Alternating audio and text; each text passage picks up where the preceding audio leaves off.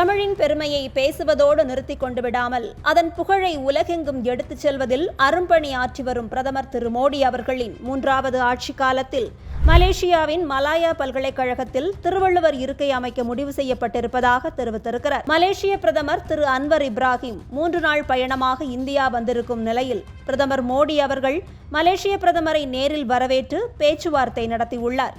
இதையடுத்து இந்திய தொழிலாளர்கள் மலேசியாவிற்கு செல்வதை எளிதாக்குவது, மலாயா பல்கலைக்கழகத்தில் திருவள்ளுவர் இருக்கை அமைப்பது உள்ளிட்ட 8 ஒப்பந்தங்கள் கையெழுத்தாகியுள்ளன.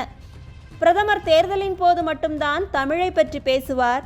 அவருக்கு தமிழ் கற்பதற்கு விருப்பம் இருந்தால் பதவியிலிருந்து ஓய்வெடுத்துக் கொண்டு தமிழை கற்கட்டும் என்றெல்லாம் பிரதமரை விமர்சனம் செய்யும் வாடகை வாய்க்கு சொந்தக்காரர்கள் தமிழுக்கு பெருமை சேர்க்கும் விஷயம் நடந்திருப்பதை கூட மனம் திறந்து பாராட்டிவிட மாட்டார்கள் என்பதுதான் கும்மிடிப்பூண்டி தாண்டி தமிழை எடுத்துச் செல்லாத திராவிட மாடலின் பெருமையாக உள்ளது. தமிழுக்கு பெருமை சேர்ப்பதோடு மட்டுமல்லாமல் அரசியல் நாகரிகத்திற்காக எதிர்க்கட்சியின் மூத்த தலைவரது உருவம் பொறித்த நாணயத்தை வெளியிட அனுமதி கொடுத்த பெருமை பாஜகவிற்கு இருக்கிறது. கூட்டணியில் இருந்திருந்தால் இந்த பெருமையில் பங்கு பெற்றிருக்கலாம்.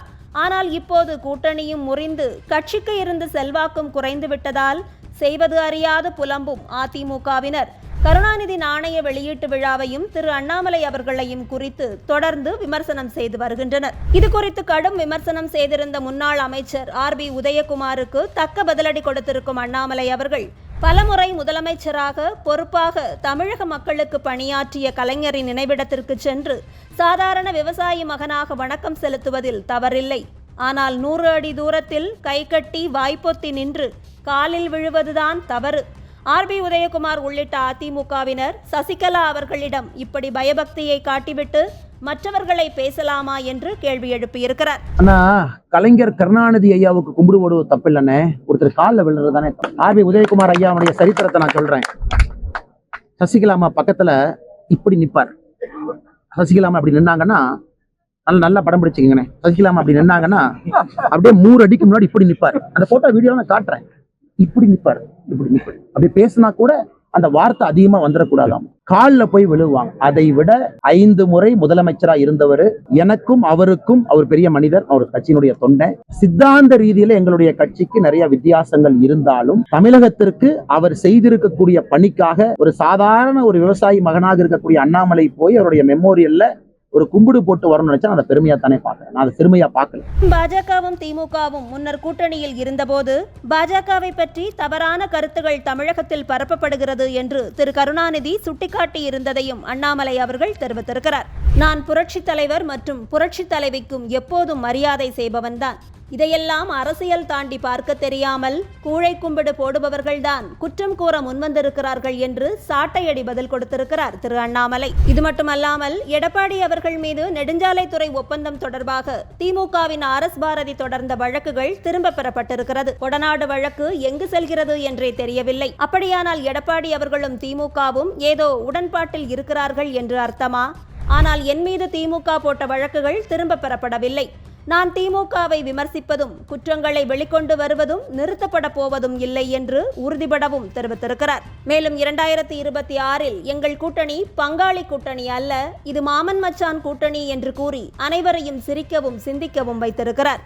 இந்த மாமன் மச்சான் கூட்டணியில் நடிகர் விஜய் வந்தாலும் சேர்த்துக் கொள்வீர்களா என்ற கேள்விற்கு மாமன் மச்சான் என்றாலே எந்த பிரிவினையும் இல்லாமல் அனைவரையும் அணைத்து செல்வதுதான், யார் வந்தாலும் ஏற்றுக்கொள்வோம் எனவும் திரு அண்ணாமலை அவர்கள் தெரிவித்திருக்கிறார். அந்த மாமன் கூட்டணிக்கு எல்லாருமே வரலாம், பங்காளிகள்னா நான் தான் அப்படிமாங்க.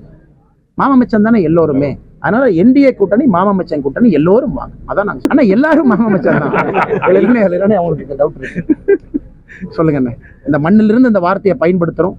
நல்ல ஒரு வார்த்தையாக 2026 தமிழக அரசியல் களத்தை இந்த மாமன் மச்சான் என்கின்ற வார்த்தை மாற்றும் என்கிற நம்பிக்கை எங்களுக்கு. இது மட்டுமல்லாமல் இந்த நாணய வெளியீட்டு விழாவில் திரு ராஜ்நாத் சிங் அவர்கள் முக்கிய பொறுப்பு வகிக்கும் ஒரு மத்திய அமைச்சராகத்தான் கலந்து கொண்டிருக்கிறார். மத்தியில் ஆட்சி செய்யும் கட்சியின் மாநில தலைவராக அந்த விழாவில் கலந்து கொள்ளும் பொறுப்பும் கடமையும் எனக்கு இருக்கிறது. இந்த விழாவிற்கு ராகுல் காந்தியை ஏன் அழைக்கவில்லை என்று முதல்வரைத்தான் கேள்வி கேட்க வேண்டும். இது போன்ற தேவையற்ற விமர்சனங்களை சிலர் முன்வைப்பதால் எனக்குத்தான் மத்தளம் போல 2 பக்கமும் அடி என்று நகைச்சுவையாக அண்ணாமலை அவர்கள் கூறியதையும், முன்னர் முதல்வர் திரு ஸ்டாலின் அவர்கள் மத்தளத்திற்கு 2 பக்கமும் அடி என்பது போல் என் நிலைமை என்று கூறியிருந்ததையும் இணைத்து நீ சூரியன் நான் தாமரை என்று பலரும் இணையத்தில் பதிவிட்டு வருகின்றனர். கேலி விமர்சனங்கள், புறம் கூறுதல் என அனைத்தையும் தாண்டி இங்கு அண்ணாமலை இப்போது என்ன செய்கிறார், என்ன சொல்கிறார் என்று ஒவ்வொரு கணமும் கவனிக்கப்படுவதுதான் முக்கியமான அரசியல் மாற்றம் என்பதே நமது கருத்தாக இருக்கிறது.